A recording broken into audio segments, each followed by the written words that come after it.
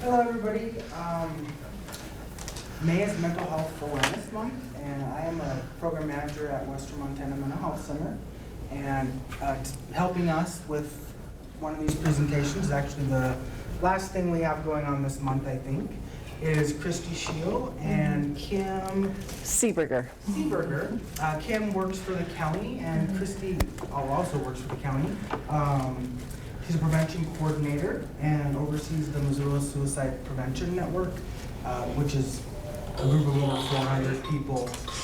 She offers a lot of free trainings for educators, law enforcement, public schools, many different places. She's a Suicide Survivors Network. That's the one that, and geriatric mental health in Missoula.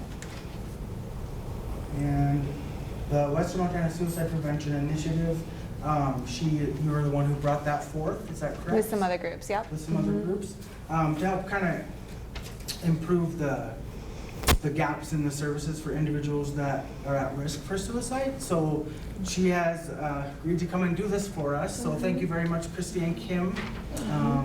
There's a lot of pamphlets on the back table, and they've also brought the gun locks that are back there as well. So check it out. And thank you very much. Thanks. Should we get booklets for them? I already Oh, did. you already did. Great. Thank you for coming, everyone. It's not easy to bring people together to talk about a topic like suicide. It's a really tough subject. It can be devastating when we lose someone by suicide. And oftentimes when I do these presentations, the majority of us in a room have been affected in some way. So before I go through some of these slides, which are going to go through some of the statistics and demographics revolving around suicide nationally and in Montana, even in Missoula, as well as go through the steps of QPR, I want you to know that you can please do whatever you need to do to take care of yourself during this talk, because sometimes when you talk about things that are sort of difficult to talk about, it triggers some emotions. So please just let us know. Kim and I are here and can certainly talk to you after the presentation as well. So thanks again for coming. You know, one of my favorite things to do is to talk to groups about suicide for so many reasons. Mostly because it's still a taboo subject in our country. And just recently we've started talking about suicide as something that we need to bring to communities. We need to talk about it within our communities. And we kind of go by the statement, preventing suicide is everyone's business. It's not something that we're just talking about behind closed doors. But this is a public health issue, it's a public health crisis. And the more we talk about it in a community and bring a level of awareness to people, we hope that the stigma decreases. So, as I mentioned, suicide is a public health crisis nationally. Many of you may have seen in the media recently, a couple weeks ago, suicide rates have increased in the United States almost 30% in the last 20 years, which is astounding. It's the 10th leading cause of death in the United States, and for the first time, it has surpassed car accidents as the #1 cause of injury-related death. But it's not just the completed suicides that we need to talk about. It's the fact that a lot of people in our communities are struggling with suicidal thinking or have made previous attempts. And there's an estimated 25 attempts for every suicide completion. And as I run through some of these slides, please feel free to ask questions, and we can, since it's a small group, we can make it more informal. But a lot of people ask, well, why do people get to this point? Many of us cannot understand how someone can choose to end their life, and it's difficult to comprehend the complexity of the emotions and the psychological state that someone is in when they're thinking about ending their life. And Joinder's theory of suicide is sort of the best example of how complicated this can be. And it's three sort of bubbles. Sort of a thwarted belongingness. I am alone. The feeling that they're not connected to anyone or to anything. And then perceived burdensomeness. I am a burden. They'd be better off without me. And then lastly, which is very unique, and this is in combination with those two, I'm not the feeling that they just aren't afraid to die. And so many of us feel the upper two at various times in our life, there's no question. But when you have this third one intersecting the other two feelings, emotions, that is when someone is at greatest risk for suicide. And so a lot of people think, well, how can someone be in that dark of a black, just that much psychological pain? And it is hard for us to grasp onto. But it's as if they cannot see outside of that pain, outside of their level of despair. And they don't know how to talk about it a lot of times. They don't want to die. People who are suicidal want to live. They just need to get out of their pain. They're trying to find a way out of that pain. So before I sort of get into some of the statistics, I think it's really important to kind of just get this out there and talk about some groups who are most at risk for suicide. These are special groups of concern. We have high rates in all these groups. The elderly, shockingly, for a lot of people, elderly have some of the highest rates of suicide. Teenagers are at risk, and young adults. Middle-aged males are the most at-risk age group, for the first time that we've ever seen as long as the data has been taken. High achievers. A lot of people are surprised to hear that, but a lot of really highly ambitious people who achieve at a level above the norm, tend to have a lot of pressure. And when they have a failure or a weakness, that's a trigger for them. Alcohol and other drug abusers, for sure, are at risk. The lesbian, gay, bisexual, transgender communities, especially youth, much higher rate. Veterans, I will talk about in a bit. They have almost 5 times the rate of the population in the United States. And then Native Americans and Alaska Natives also do struggle with high rates. It's about 2.5 times the national average. Any questions about these? Okay. So what's going on in Montana? Does anybody know where we rank as far as suicide rates? We are number 1. We have the highest rate of suicide in the country. And we've been number 1 for a couple of years, and we've been in the top 5 for about, 50, 60 years. So that rate is about double the national rate. And when I talk about rates, I'm basically doing that per 100,000. It's like a percentage of the population. So we can compare a small population with a larger population, and it is a little bit easier for us to understand the comparisons. Suicide is the second leading cause of death among Montana youth. Some more stats concerning Montana. So in 2014, there were 11 youth suicides ages 11 to 17. That gives us a rate that's double the national rate for that age group. But really concerning is that over the past 10 years, youth have completed suicide by firearms at a rate of 65%. And that's compared to 40% at the national rate. And why is that an important statistic? Guns are lethal. And so when we see an increase in suicide or increase in gun use, we know that these rates are going to increase because they're effective, more effective than other means or methods for suicide. Between 2004 and 2013, this is concerning vets in Montana. We have a high rate of vets in our state. Their rate was 54 per 100,000, and that's compared to 12 nationally.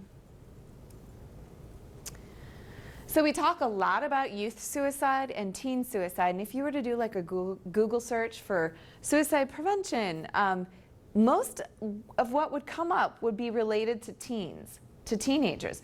And rightly so, it's the second leading cause of death. It's a devastating concept for us to even think about. We don't want to lose our youth to anything, much less suicide. But when you look at the age distribution, the highest rates of suicide hover around the middle age and peak at 55 to 64 in Montana. And this is pretty along the lines of what's going on nationally too. So moving right along, talking about Missoula County, you know, a lot of people think that we have such a great high quality of life and, you know, super happy place to be, but we also struggle with high suicide rates. In 2014, we had our highest rate on record, and this is in comparison, as you can see, the national rate, and then in the red is Montana, and then the blue, Missoula's all over the place. And that's because we're a small population, and so what we need to do is sort of look at trends over time. But in 2014, we had 37 suicides in Missoula County, and that gave us a rate that was 3 times the national average. So in 2014, Missoula County had one of the highest rates of suicide in our state of Montana, which was #1 in suicide. So we got a big issue, we got a big problem here. We have an epidemic in Montana and in Missoula County, for sure. 2015, our rates went down again, but so far this year, we're not having a great year. And I'm really hoping that things are gonna look a little bit better for the remainder of the months. But it's something that we need to look at. Thankfully, we have something new in our state called the Suicide Mortality Review Team.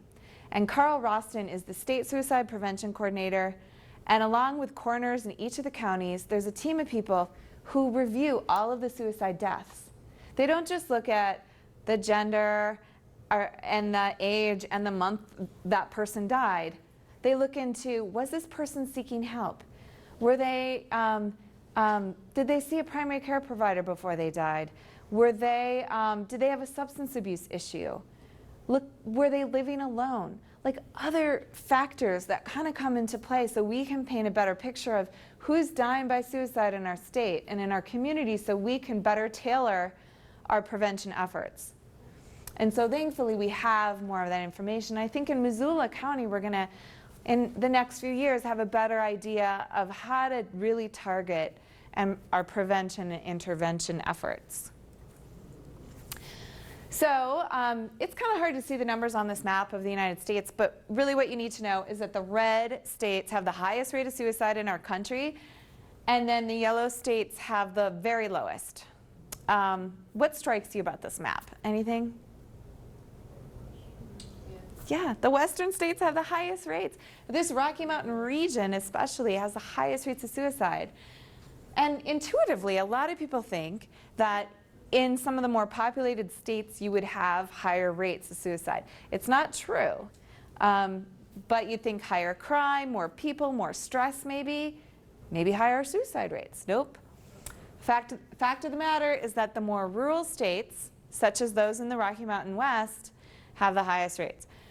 Sometimes double, triple that of more populated areas. And so we know Montana's #1 for suicide. Obviously, we've got some factors that come into play in our state, as well as some of these other states that hover around, you know, the top 5 and 10 in suicide. What are some factors that you think could come into play, along with just being more rural and isolated, that would give us such a high rate of suicide? Unemployment. Unemployment, yes, the economy, for sure, absolutely. Not as easy access to help. Exactly, yeah. We don't have easy access to mental health resources, as well as crisis response. So a lot of people living in rural areas, it might take a couple hours for them to see someone who can help them in the midst of a crisis. Or a counselor maybe who can help them with some early warning or early risk factors for suicidal thinking. Are there any other factors that you can think of that might come into play? We've got a few others that might get, I'll mention a few and maybe it'll get you thinking about some others. We have a high rate of firearm ownership in our state. We're one of the top states for gun ownership in our homes. And like I said before, we know that firearms are effective. They're 90% effective when used with suicidal intent. Other forms of other methods such as suffocation and inhalation and overdosing have a much lower risk of death. So it's somewhere between 4 and 10%. So as you can see, that's a major factor. We also have high rates. We have a high percentage of veterans in our state. We're one of the top. We have a large population. We know that they have very high rates of suicide. I think it's 1 in 4 or 5 suicides in our state is a veteran.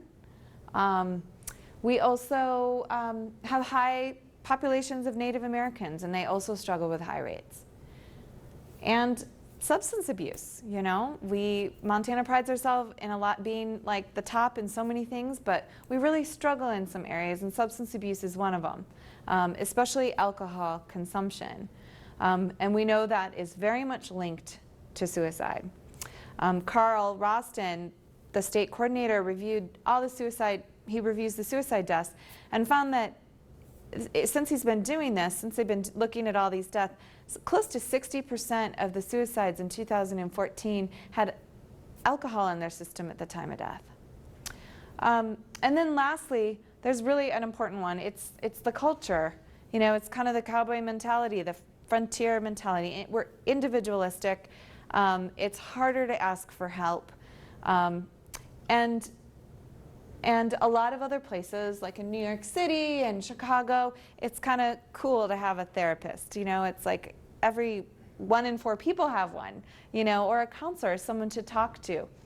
There's not as much stigma in more populated areas, but we struggle with that a little bit more. That's one of our greatest challenges. Any questions about this?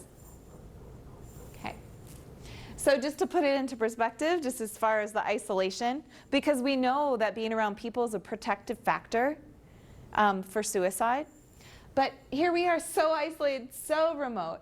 The population of 9 East Coast states fit into our state of Montana. These states hold 50 million people. The state of Montana holds 1 million people. So that really puts it into perspective, really how isolated physically we are from other people. Again, I can't stress enough like the importance of stigma in becoming a huge barrier for people who need help, whether that be just talking to someone, whether it be, you know, seeing a clinician. There's a lot of challenges in getting people to talk about how they're feeling, especially when it's such a taboo subject like suicide. A few more stats. In 2014 in Montana, males completed suicide at a rate of 4 to 1 compared to females. But females will attempt 3 times as often as males. Does anyone have any ideas as to why this is? This is very, very much aligned with the national rates too. Because males tend to use more lethal means. Absolutely. So males use firearms more often than females, and so their rates are higher. Females tend to use do overdosing of prescription medications, which isn't as effective, but leads to more attempts. Does that make sense to everyone? Yeah. So here in Montana, just touching upon the firearms thing once again, to kind of understand the importance, it's not a political issue. It's just the fact that suicide by firearms is very lethal. 61% of suicide deaths in Montana are completed by firearms, and that's in comparison to the national rate, which is under 50%. So you can see how really when you look at the top states for suicide rates, they're like perfect storms. You know, high gun ownership, isolation, high rates of alcohol abuse. These things coming together really create the perfect, unfortunate storm of risk factors for suicide. And just to kind of really hammer down the importance of lethal means when we talk about suicide, someone who's in a crisis, when they have access to a lethal means, such as a firearms or even a prescription drug or a bridge, when they have access to something and they're in a crisis, it's a scary scenario because the majority of people who are suicidal, they don't know this, but within minutes or hours, maybe a day or two, they're going to come out of that feeling naturally. But in that midst of panic and despair, they don't know that. They need intervention. They need time. And unfortunately, many suicides, the majority of suicides, occur, as you can see, under 19 minutes from the time they think about the act to taking action. So they may have had a suicide plan or had warning signs and early thoughts, but when they decide this is when I'm going to do it and taking action, it's very impulsive. Incredibly impulsive, especially with males, especially with teen males. And so that's something that we need to think about. So when we talk about the importance of locking up a gun or removing a firearm or having a lockbox for prescription medications, people say, that's not going to do anything. Actually, it's been proven to, because just a couple minutes of trying to access something, that person can come out of that feeling of crisis or panic. And that's what we're hoping to do. Or maybe someone will intervene and help.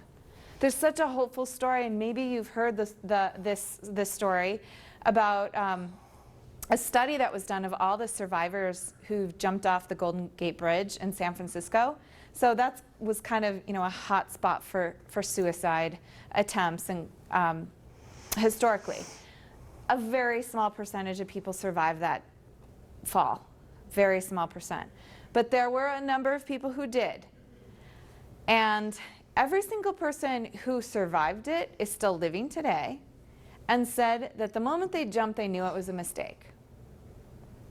And so it gives me chills every time I say that story, just because it makes us understand that people who are at that point, they don't want to die. They just want out of their pain, and that's why we say suicide is preventable, We just need to be kind of on alert to checking out who's at risk, where these warning signs are, and continue or start the conversation with that person. So just as you can see, that combination where you've got someone who's upset, maybe a triggering life event, like loss of a job, wife leaves, go to the bar, have a few drinks, you come home, there's a gun there. Sometimes, in some scenarios, especially here in Montana, this is not uncommon, and it's a disastrous combination. And so when these three things are present, the risk of violence is very high.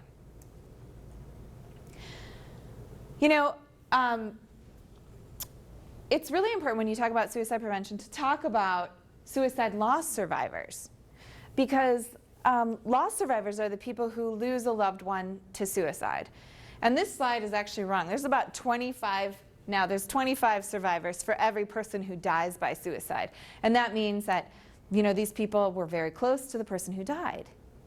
Not only are these people experiencing extreme grief and devastation over the loss of a loved one, they are also at risk for suicide in their lifetime. They have 3 times the risk. And so when you think about that, when we have, I can't do the math, but 25 survivors, for every suicide, if there's 240 suicides, that's a lot of people within our state who've lost loved ones by suicide, who aren't only impacted greatly, but they're also at risk for suicide in their life.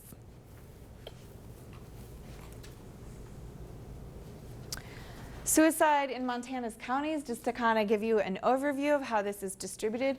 This is over a period of time between 1994 and 2013. You know, a lot of these counties share some of the factors we mentioned when I talked about, you know, the factors that come into play with the states with high rates. They're isolated. They have high rates of Native Americans. Some have reservations on them. They struggle with high rates of poverty. You know, these are the most at-risk groups. If you looked at 2004 or 2014, as I mentioned, Missoula County would have been up there with 1 or 2, I think. So we can't really talk about suicide without talking about mental health, because, you know, the numbers vary, but it's between 70 and 90% of all people who die by suicide have some sort of underlying mental health issue, whether that's depression, bipolar disorder, or a more, you know, complicated mental illness. The second most frequent diagnosis is substance abuse disorder. People who struggle with substance abuse issues have a very high rate of suicide. It's important to know, though, that not all mentally ill people become suicidal. I mean, we know that depression is really common, right? 1 in 7 Americans struggle with depression. Although 21 million people are affected by depression, only 10% get treatment. And by treatment, it could be talk therapy, it could be prescription meds, but only 10% are treated. A lot of folks are walking around with undetected, unrecognized depression, especially kids and the elderly. We don't really see it all that often. By the year 2020, depression will be the second most common health problem in the world, according to the World Health Organization. Do we talk about mental health like we do physical health? No, not really, right? I mean, I think things are changing, and they need to be, because a lot of this information is coming out there. Like I mentioned before, suicide is the most preventable form of death. We know that there are a lot of these risk factors, and Kim will talk about those in a bit. But I still, even though like a lot of these stats, I mean, it's devastating to kind of learn these numbers, and it doesn't always sit well with people, but there's still tremendous hope. Suicide prevention is actually, it's all about the simplicity of learning how to talk about someone's mental health and making it okay to ask the question, are you suicidal? Along with that, we can train each other how to recognize those signs, but we can also work within our communities to make sure that people who are at risk feel like, you know, they're connected. And that's really where communities come into play. And that's why it's a public health issue, as we talk about schools being compassionate, workplaces being compassionate and caring so that people can feel like they can get help when they need it. So having said that, I'm going to switch gears. Any questions about sort of some of those numbers and background information on suicide? Okay, well, we're going to get into some of the meat and bones of the training, the QPR piece, question, persuade, refer. But before that, we're going to show a short dated video.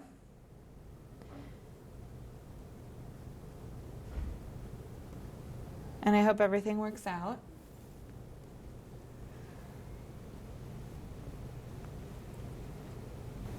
Featuring Carrie Fisher. Whoops. Since Mom died, he said he just wants to be with her. I'm afraid he's thinking about... He made me swear not to tell him. But what if he really tried? She's very depressed and she's drinking again. You guys obviously can't hear that, huh?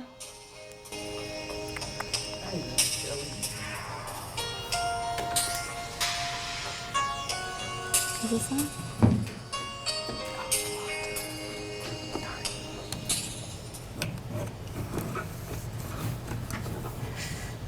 Maybe if I do this.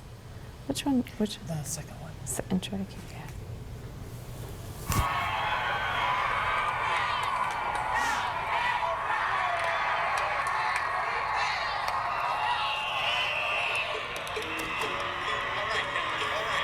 Cameron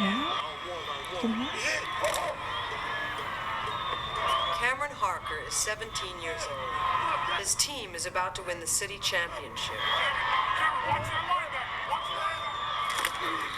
Cameron has always been a leader.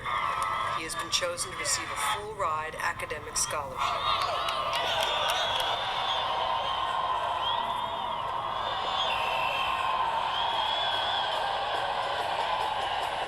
But Cameron recently told one of his counselors that he'd like to find a way to make all the pressures in his life go away. Forever.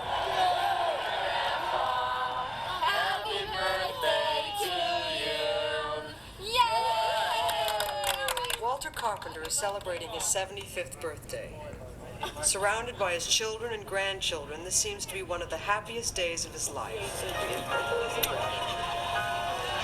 But last week, Walter mentioned to his daughter that since he lost Madge, his wife of 52 years, his whole world seems very empty. More and more, he feels he is becoming a burden to his family. And here he is, our newest Vice President, Kevin Martin.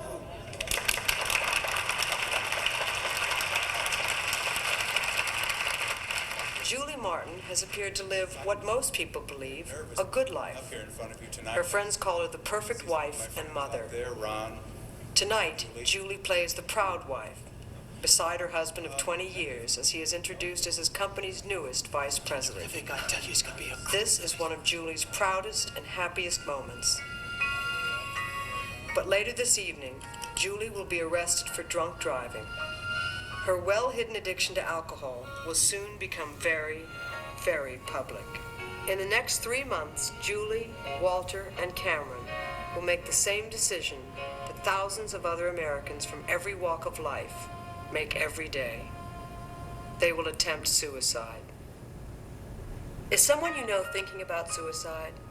Do you know the warning signs? Do you know what to do? A suicide crisis can be survived. People who become suicidal usually remain so only for a few days, or perhaps a few weeks. During this time, the person considering suicide needs help. Help you can give.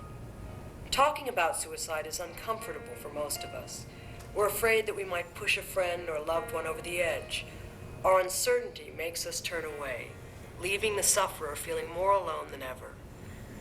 Most people who consider ending their life send warning signs that they're in trouble. In just 1 hour, you can learn to recognize the warning signs and how to offer support. The training is called QPR, and everyone should learn to use it.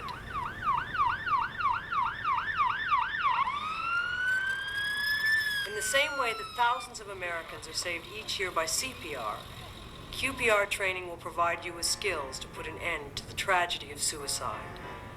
QPR was created by Dr. Paul Quinnett, a psychologist and author of Suicide, The Forever Decision. QPR is designed to teach people, regardless of their background, how to make a positive difference in the life of someone they know. Like CPR, learning what to do at the time it needs to be done can save lives, and that's what QPR is about. We know that most people who take their own lives are suffering from some acute stress situation, or in a major relationship conflict, or are suffering from a quite treatable brain disorder. Substance abuse, drug and alcohol addiction greatly increase the risk for suicide. Suicide is our last taboo. We've talked about cancer, we've talked about sex, now we've talked about incest and domestic violence. And it's my hope that if we can talk about suicide as comfortably as these other subjects, we can really start to save lives. He suffered from depression off and on probably all of his life. But we never thought of him as being, suicidal. We've even asked him, you would never do anything crazy, would you? Oh, no. Well, to him, what he was planning on doing wasn't stupid. He probably wanted to talk about it, but I didn't exactly give him an open door to come to me and say, yeah, Mom, I'm really in trouble here. At first, I was just, in shock. It took a while for that to wear off, but I was, just couldn't believe it at first. And then, of course, I was very angry. Couldn't believe that he did this to us. There'll never be another holiday in our family that will ever be even close to being the way it was before he passed away. So there's not a day that doesn't go by that there isn't just, one thing. Every day there seems to be something that reminds me, and so it's just not the same. He had a nervous breakdown about when we moved in here and was very depressed. Well, whatever I looked at turned blah.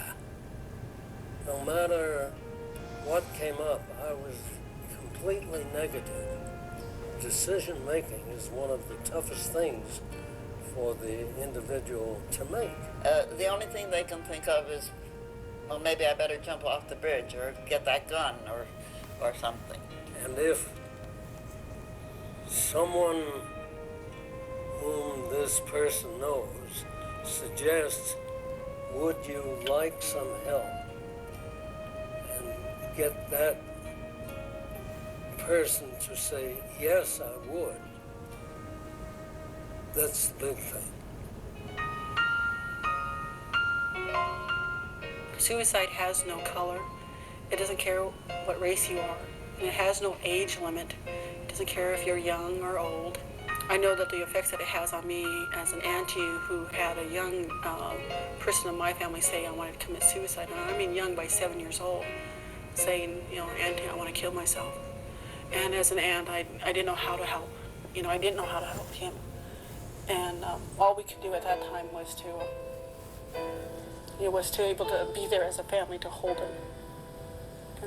And where to go to share that information was hard.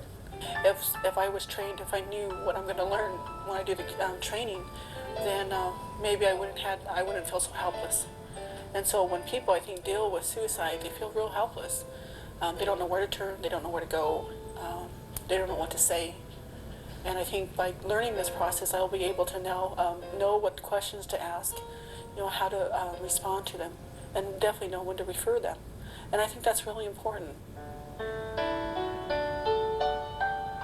The concept of repetitive training, such as CPR training or QPR training, can allow you to react instinctively to help the patient. Physicians need that reinforcement, just as office personnel and other people who deal with patients need that kind of reinforcement. We don't do things by instinct or guessing. You have an organized approach to a problem, and QPR makes sense. I feel like I'm a part of a system that's been trained with QPR. Parents that call me up and say, well, John's, he's not transitioning into the school year very well. I'm noticing a lot of stress. He said these sorts of things to me, The coach stops by, his football coach, and says, something's up. I'm feeling something about John. He's not performing, just feeling real down or something. A couple friends stop by and say, I'm real worried about my friend John. Put those pieces together, and that is a tight safety net where, the application of QPR, I point blank say to John, are you thinking of killing yourself? And it's amazing to me, the kids say, yes, I am. They're very forthright once you ask the question. They're not when you don't ask the question. But once you ask the question, they come right out with it.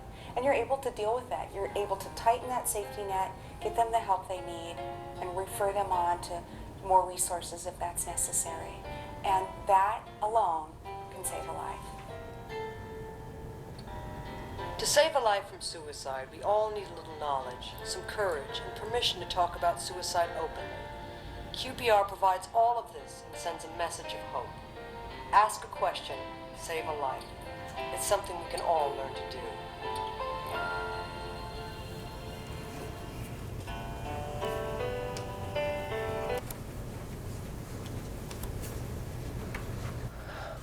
Okay, my name is Kim Seeberger. I became a certified instructor for QPR 3 years ago. 8 years ago, my family lost our 17-year-old daughter to suicide. I can't tell you the impact that had and still has on our family. It's nothing that heals, goes away, gets better as time goes on. You learn to live with it and try to work through. You have your ups and down days. Things seem to be going on an even keel, and then Something can come out of the blue and sideswipe you as a remembrance and stuff. It's a serious, serious problem out there. Missoula County is where I work. They are really good at providing educational programs to the employees. Just prior to my daughter completing suicide, they had offered a class in suicide prevention. And I had signed up for that class, and it was about this time of the year, which is tax season for me, so it gets really busy. And I remember thinking, I really don't have time to attend this class. Maybe I'll take it the next time, because they usually will offer a class twice a year. And so I canceled out of the class, and I remember the last thoughts going through my head were, besides, I don't know anyone who's thinking of completing suicide. And that's something that I've got to live with now. But QPR, research has shown if you are trained in CPR and QPR, in your lifetime, you will most likely use QPR before you ever use CPR. It stands for question, persuade, and refer. QPR is not intended to be a form of counseling or treatment. It's intended to offer hope through positive action. There are a lot of myths that surround suicide. I can't tell you how many of them we heard after our daughter passed. I think a lot of them have to do with the personal experiences that people themselves have had in going through losing somebody to suicide and that. Some of these myths are, no one can stop a suicide, it's inevitable. The fact is, if people in a crisis get the help that they need, they will probably never be suicidal again. Myth, confronting a person about suicide will only make them angry and increase the risk of suicide. The fact is, asking someone directly about suicidal intent lowers anxiety, opens up communication, and lowers the risk of an impulsive act. Myth, only experts can prevent suicide. Suicide prevention is everyone's business, and anyone can help prevent the tragedy of suicide. And as Christy said, it takes a community to prevent suicide. It can't be just the medical field's responsibility to prevent it, or the parents, or the schools, or the churches. It takes everybody involved in order to prevent suicide. Myth, suicidal people keep their plans to themselves. Fact is, most suicidal people communicate their intent sometime during the week preceding their attempt. Those who talk about suicide don't do it. People who talk about suicide may try or even complete an act of self-destruction. Myth, once a person decides to complete suicide, there is nothing anyone can do to stop them. But as Christy said before, suicide is the most preventable kind of death, and any positive action may save a life. And how can you help? The answer to that is to ask the question. But before we get into asking the question, we're going to look at some warning signs and clues. Of course, the more signs and clues that you observe, the greater the risk, but take all signs seriously. I grew up in the times when grandparents, parents, other kids and that would always use the phrase or the sentence, if they did something stupid or were mad at themselves, oh, I ought to go out and shoot myself. If somebody said that to me now, I would be asking them, are they seriously thinking of killing themselves? I wouldn't take it that they're just jesting, they're angry, they'll get over it, not to worry. I would ask the question. Here are some direct verbal clues that were given by people who actually went on and completed suicide. I've decided to kill myself. I wish I were dead. I'm going to commit suicide. I'm going to end it all. If such and such doesn't happen, I'll kill myself. if I don't get this promotion, if I don't get into this college, if my boyfriend breaks up with me, those types of situations. Some indirect, or as they also refer to as coded clues. I'm tired of life, I just can't go on. My family would be better off without me. This is a statement that is made a lot by the young and the elderly. They feel that they're a burden to their family and that their family would be better off if they were no longer around. Who cares if I'm dead anyway? I just want out. I won't be around much longer, and pretty soon you won't have to worry about me. Some behavioral clues to watch for. Of course, the top one, any previous suicide attempt. Acquiring a gun or stockpiling pills. If you notice that somebody all of a sudden has acquired a gun, you know, and they're not an avid hunter, they're not a skeet shooter or a trap shooter, ask them, why do they have that gun? What is the purpose of it? If you notice that they're stockpiling pills in their purse or their backpack, don't ignore it. Find out why they've got all those medications in their possession. Co-occurring depression, moodiness, and hopelessness. Putting personal affairs in order. Maybe all of a sudden they have to get that will put together. They don't have a will and they've got to get it going. Or they may be making phone calls to family or friends that they haven't talked to in quite a while. And it can be their way of saying goodbye, making any amends that they need to. Giving away prized possessions. Sudden interest or disinterest in religion. If it's a sudden interest in religion, it might be that they're getting ready to meet their Maker. Or the opposite is that they may be trying to separate themselves from the community of faith in order to complete suicide. Drug or alcohol abuse or relapse after a period of recovery. Unexplained anger, aggression, or irritability. Some situational clues that you can watch for. Being fired or expelled from school. A recent unwanted move. This can be both for the elderly and for the young. I remember when we had to move my grandmother out of her home of 60 years. Not a pretty sight. It was like a cat with claws in the door. She did not want to go to assisted living, but we had no choice. There was absolutely no way that she could be on her own anymore. And she never really did adapt to the assisted living life. If it's a young person, it could be that their parents have gotten a job in a new city. So now all of a sudden they're being uprooted, moved to a new school. They don't have contact with their old friends, have to start over in sports, making friends and that. It can be very difficult and traumatic for them. A loss of any major relationship, death of a spouse, child, or best friend, especially if by suicide, diagnosis of a serious or terminal illness, sudden unexpected loss of freedom or fear of punishment, anticipated loss of financial security, either yourselves or it could be for the children also.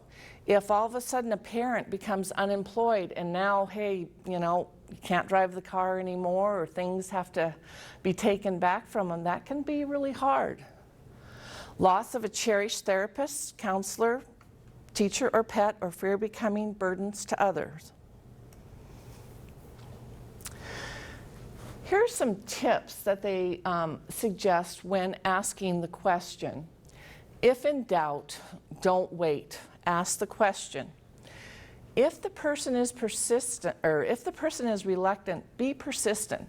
And I don't mean to continually, are you thinking of completing suicide? You know, what's wrong? You seem really down. Don't keep right at them. But try to ask it in a different way. And if they're definitely, you know, no, I'm fine, try again the next day. And if you're still getting the same kind of response, maybe find another person that can talk to them and see if they'll open up to that person. Talk to the person alone in a private setting. and allow the person to talk freely. It's really important that you give the person time to get their thoughts out. Sometimes it's very hard for a person to describe what they're really feeling. And so if there's sort of a pause, don't jump in and try to maybe finish what you think their thoughts might be or finish their sentence. Give them that time, and then maybe just reiterate or restate back to them, you know, what I'm hearing from you is this is how you're feeling. Am I correct in that? And then that might get them back on the ball of explaining how they're really feeling. Give yourself plenty of time. It's so important that when you start this process that you don't back out of it quickly. It could be a 15-minute conversation, it could be a half an hour or even longer conversation. But you don't want to start this process and then go, oh geez, you know what, I have to be somewhere in 15 minutes. Can we end this and then talk about it tomorrow? That can devastate that person and make them feel that, hey, you know, you really don't care what happens to me, whether I live or die or how I feel, and can make them move back into the point of possibly thinking of doing something soon. Have your resources handy, your QPR book. I passed out your QPR booklet, and in the very back is a little wallet card that you can pull out and put in your purse or wallet. I also gave you a list of resources. These are not all inclusive. These are just some of the resources that are out there. I don't go anywhere without my QPR book and my resources in my purse. Hopefully, I'll never have to use them, but if I do, I won't be scrambling to try to find a phone book or who do I take them to, who do I call. How you ask the question is less important than that you do ask the question. So there's a couple of different ways. There's less direct and direct approaches. These may seem a little bit corny or canned. These are just examples. And it's important that you come up with a way that you feel comfortable in asking the question. Have you been unhappy lately? Have you been very unhappy lately? Have you been so unhappy lately that you've been thinking about ending your life? Or do you ever wish you could go to sleep and never wake up? I did a class for a group, and afterwards a lady came up to me and said that she had had her grandchildren staying the weekend, and her 9-year-old grandson had come up to her and made that statement. I have seen her since then. Both the parents and the child have gotten some help. But what would make a 9-year-old child make a statement like that? What could be so bad in life that they don't want to continue living? Some direct approaches, you know, when people are upset as you seem to be, sometimes they wish they were dead. I'm wondering if you're feeling that way too. Or you look pretty miserable. I'm wondering if you're thinking about suicide. And the third one, are you thinking about killing yourself, is the most direct. This one works best with the elderly men and the younger men. Don't beat around the bush, just get straight to the point. Are you thinking of killing yourself? Are you thinking about suicide? If you cannot ask the question, it's critical that you find somebody that can ask the question.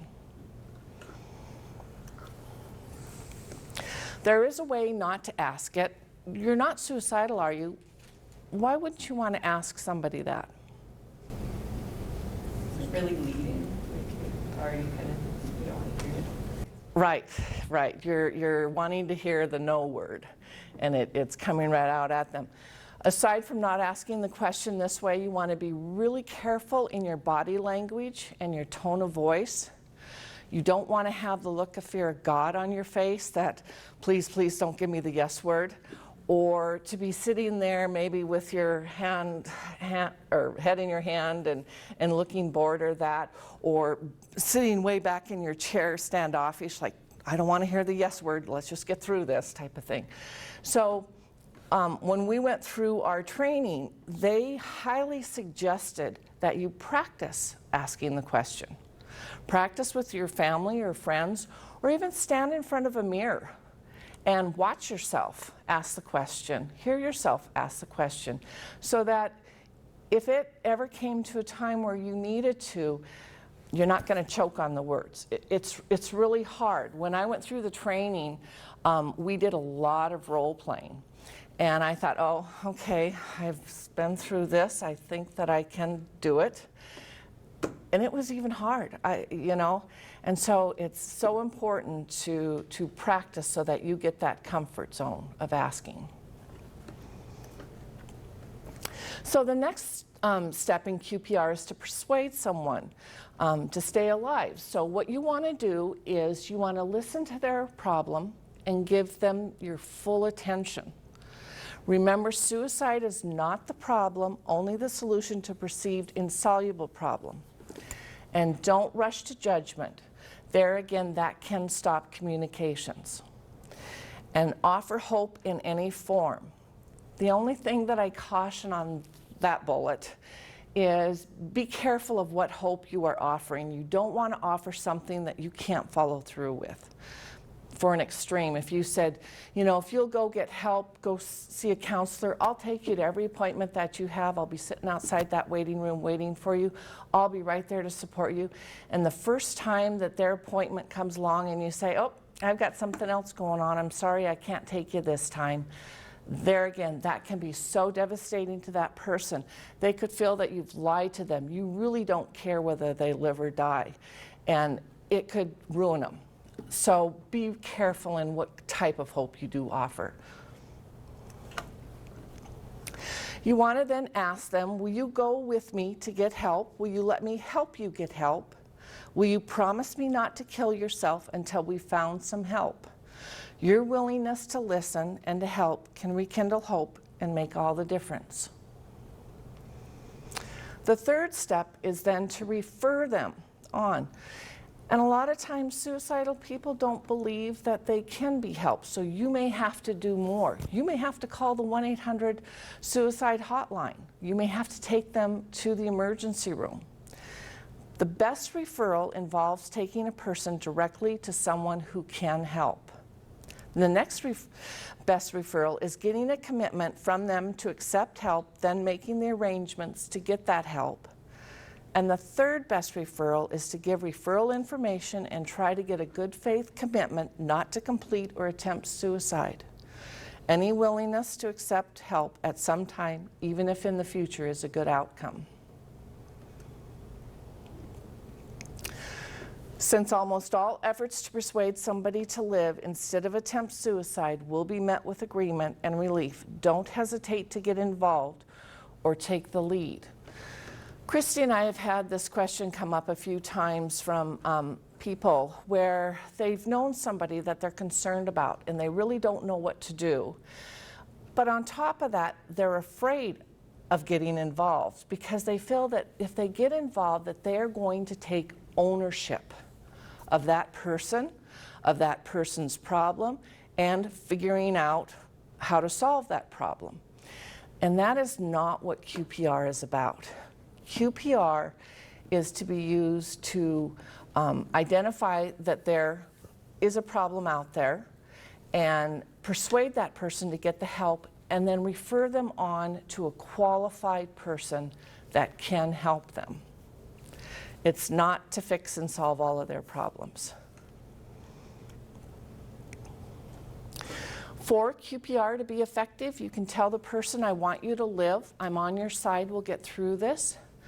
It's these types of words that can cut through the isolation and desolation that this person may be feeling and rekindle hope for them. You can ask them about getting others involved. And they suggest that you go down a list, such as this. Who else might help you? And list family, mother, father, brother, sister, friends, pastor, priest, rabbi. And this may seem, geez, that's pretty obvious. Why are you going down this list? But when a person is seriously thinking about suicide, they can be very tunnel visioned. they forget who is out there, who loves and cherishes them. And so by going down this list, it sort of draws them back in, and they may go, oh, you know, I like my pastor. I think that I could talk to my pastor. And also by getting these other people involved, you are building a larger safety net for this person. More people for them to turn to, more people who are aware of their problem and that can be watchful of them and be there to help out when they need it. You could also join a team. You could offer to work with a clergy, therapist, psychiatrist, or whoever is going to provide the counseling or treatment. You could follow up with a visit, a phone call, a card, whatever means that you're comfortable with, just to let the person know that you care about what happens to them. Caring can save a life. When you apply QPR, you plant the seeds of hope, and hope helps prevent suicide. Do you guys have any questions on the 3 steps of QPR? Okay. Thanks, Kim. I'm always so grateful for to be able to facilitate these trainings with Kim because she offers so much. She's a volunteers her time to do this, and together we've trained upwards of 1,000 people in Missoula County in QPR, and we talk to all different types of groups. So I just feel so grateful for Kim's participation in this.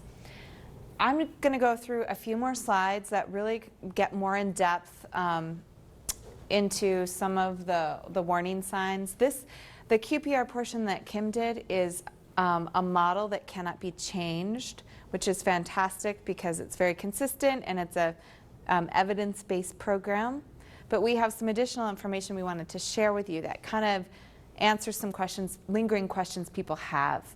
And really, I wanted to go over some of more in-depth warning signs. And a good way to remember this is to,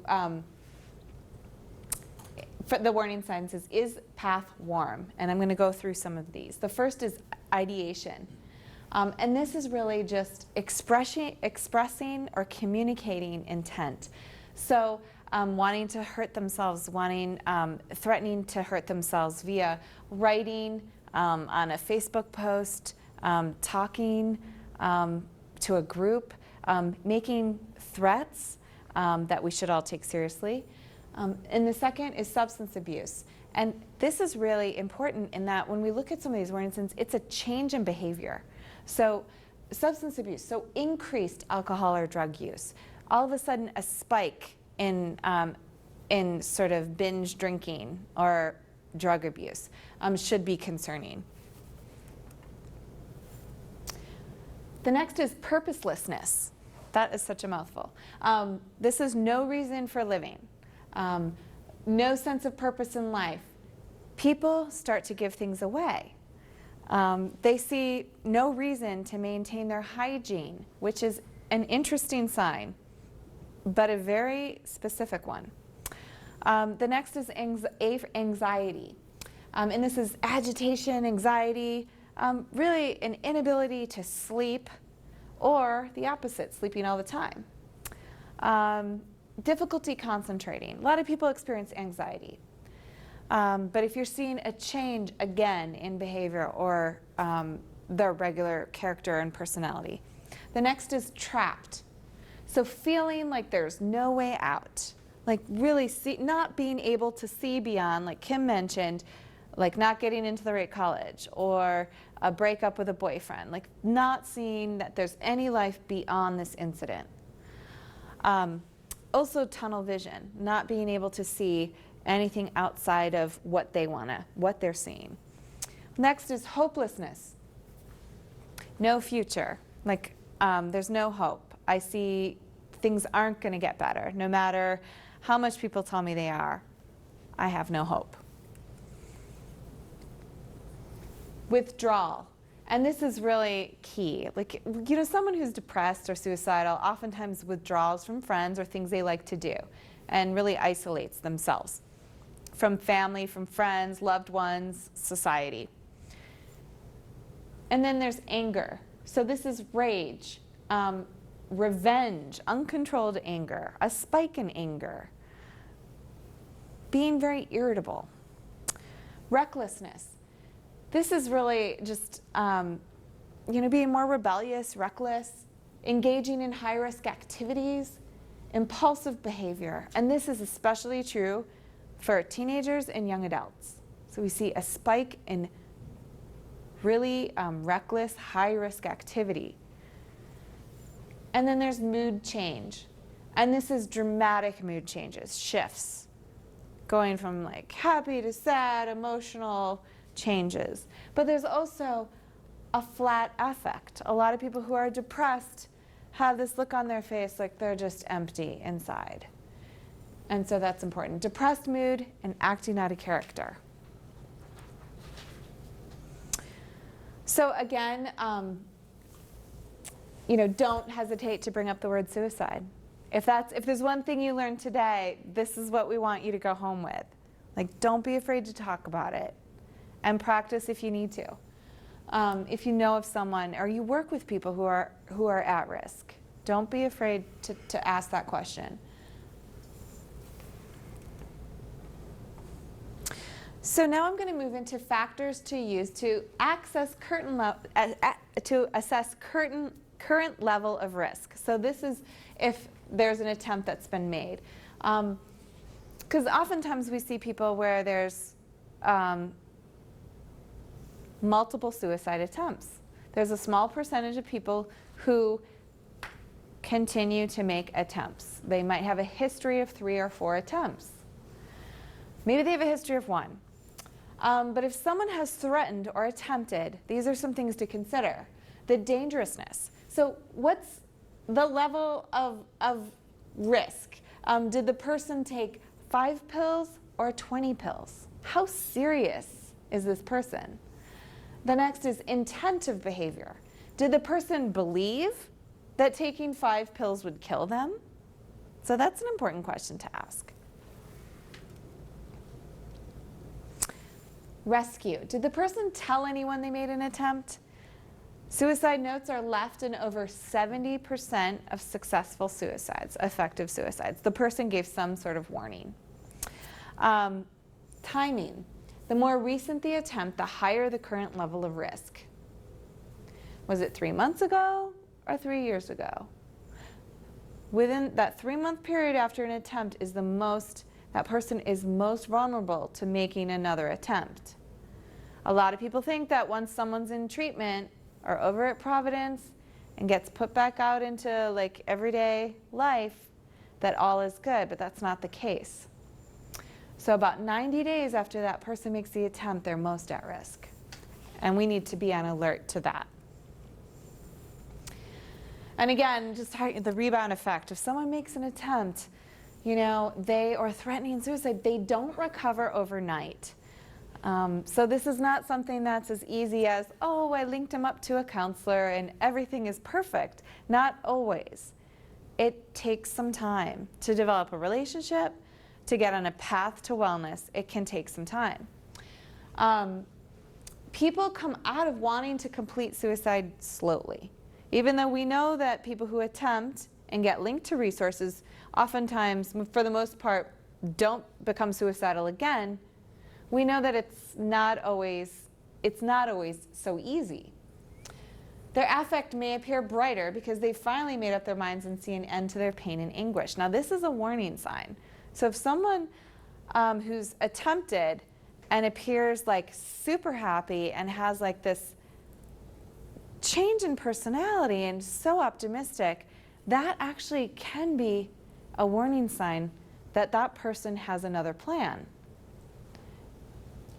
And a lot of people hear stories about this, where they lose someone to suicide and they're like, but they seem so upbeat and so optimistic and so hopeful. And oftentimes that's because they've seen an end to it. They've made up their mind.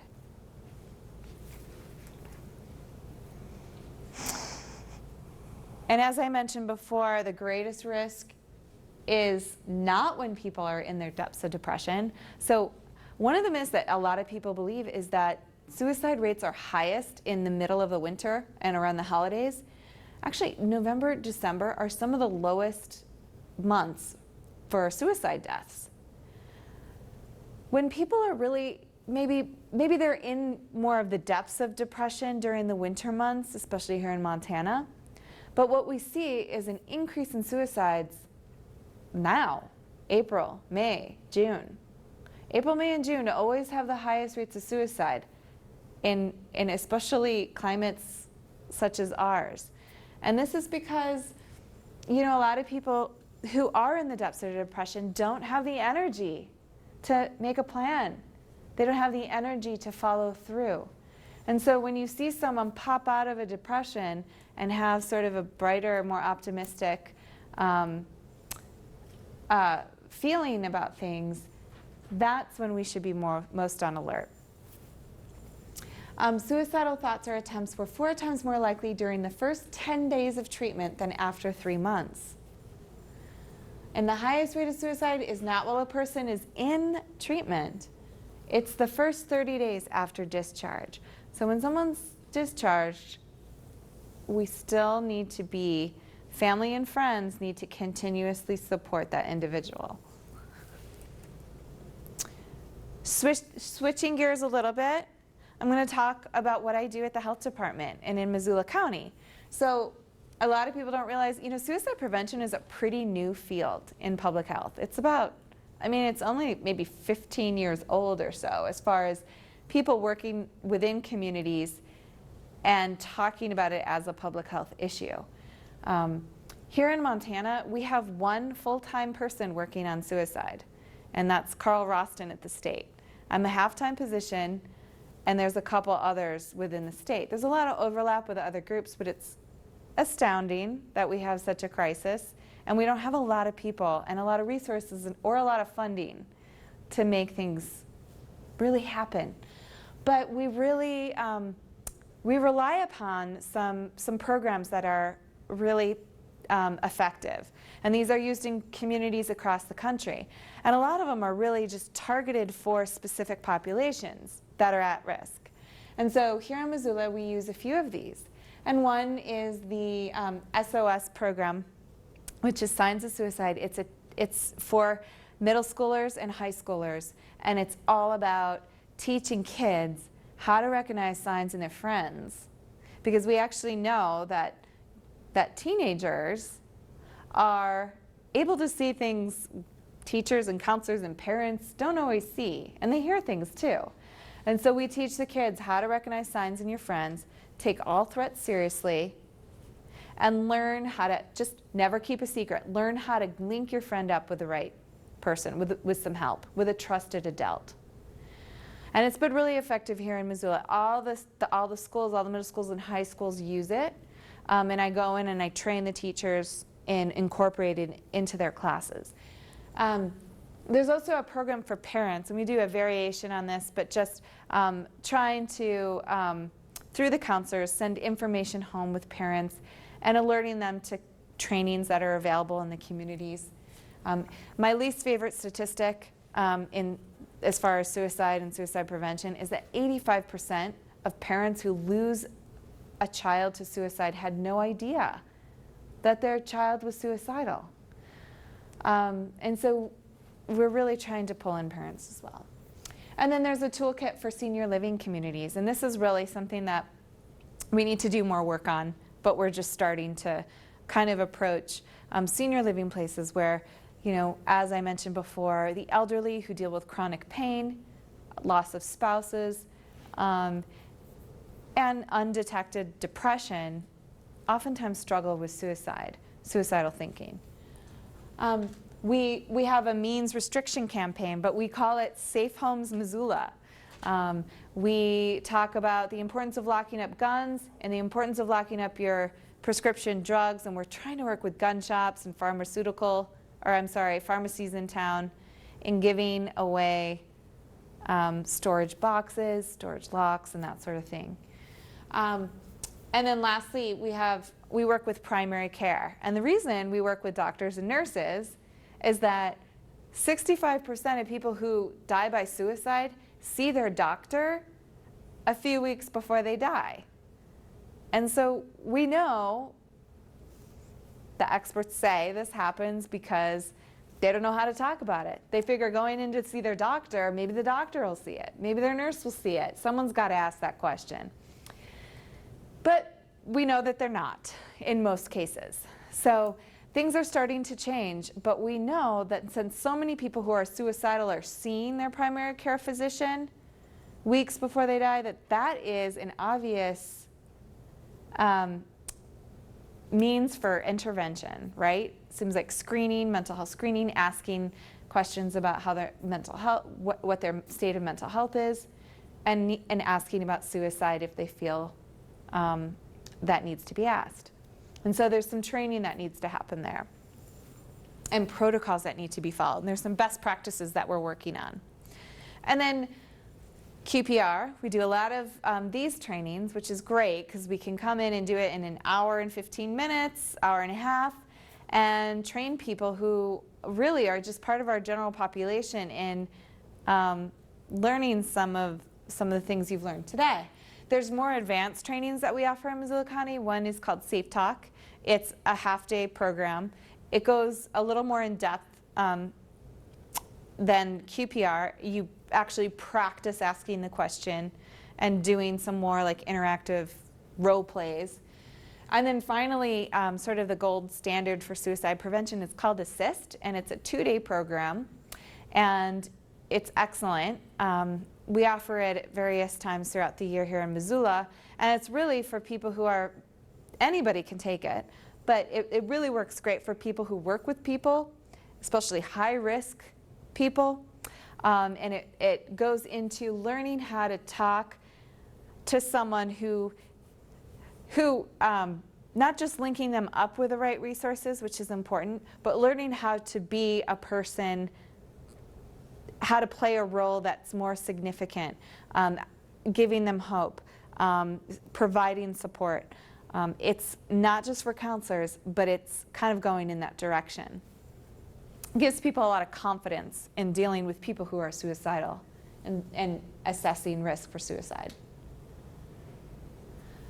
So, and as always, it's really important to know that there are a lot of resources within Missoula County. We have the Western Montana Mental Health Center, which is excellent. I think do you guys have like a walk-in